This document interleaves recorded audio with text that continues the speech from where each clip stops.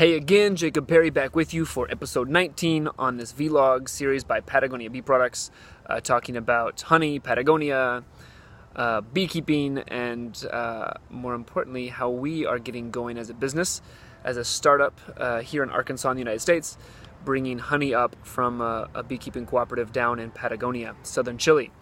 And so actually today I want to talk about what that process looked like for selecting the right beekeepers.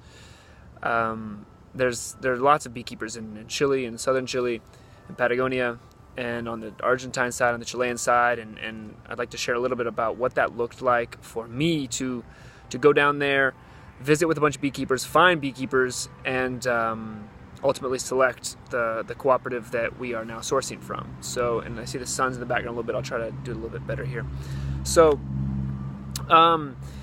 when I was originally planning the trip down there, I through various means, calling the embassy, calling a Chilean basically agency that helps Chilean companies export, I called and asked about beekeepers, got their information. I found some on Facebook, just found everybody I could, set up some meetings, went down there. And even when I was down there, I would have beekeepers send me to other beekeepers. I was really surprised by that. I thought I'd meet a little bit of competition, a little bit of a competitive spirit, and like, oh, my honey's better than that beekeeper. Don't go see them. But instead, they said, oh, well, even if you don't buy my honey, you should go talk to, Maria. She's a great beekeeper, and she has good honey. You might want to buy hers. So I was just like, wow, okay. And they didn't work together. So that was pretty cool. But I ended up filling up my agenda with meetings. I mean, every day I was meeting new beekeepers and tasting their honey, seeing their operations, going out to the hives with them and talking to them. I met every kind of beekeeper from a company that didn't even do the beekeeping. They just bought all the honey and then exported it. So they would homogenize it, mix it in these huge vats, and then sell it as one thing, Ulmo honey.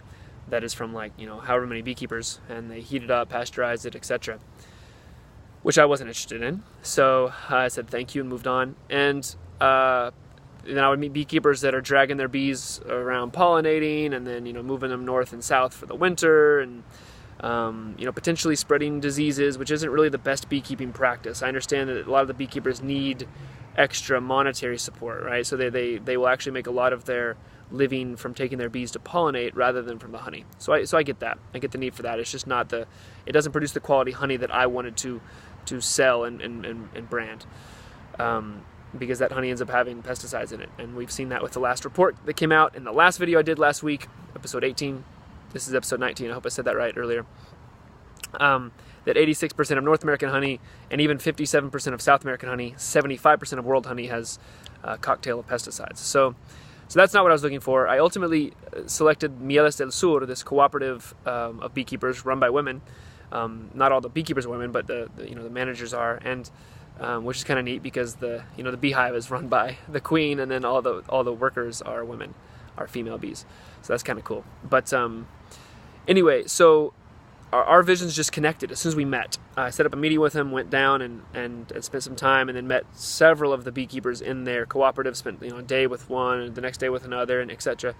And spent quite a bit of time with the manager of the cooperative, and she was amazing. And our visions just really aligned. We both believed in that sun keeps wreaking havoc. I'm sorry. We both believe in high quality honey. So they test their honey for GMOs and pesticides, doesn't have either.